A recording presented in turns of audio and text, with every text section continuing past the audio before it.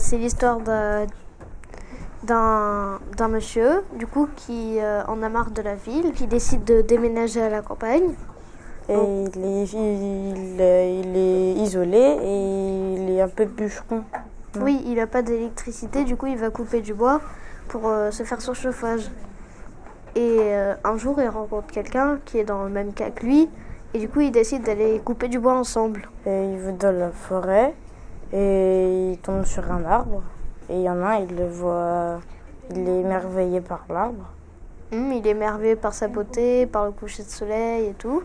Et puis il y en a un autre qui pense, waouh, cet arbre il est immense, 5 mètres carrés, il nous rapporterait au moins 200 €.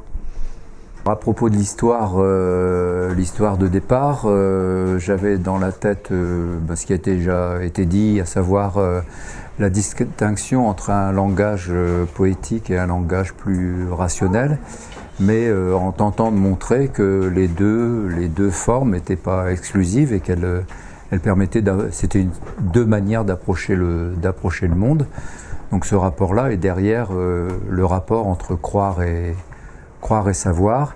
Et puis une question plus compliquée qu'on a eu du mal peut-être à approcher, c'est la question de comment sait-on que quelque chose existe, et voire même comment peut-on savoir, comme l'avait fait René Descartes, comment savoir que j'existe, et si je ne suis pas en train de rêver, si je ne suis pas en train d'être possédé par un mauvais génie, ou si simplement, comme disait Descartes, je ne suis pas simplement fou, qui me rend incapable de savoir que j'existe. Mais cette question-là était difficile à aborder.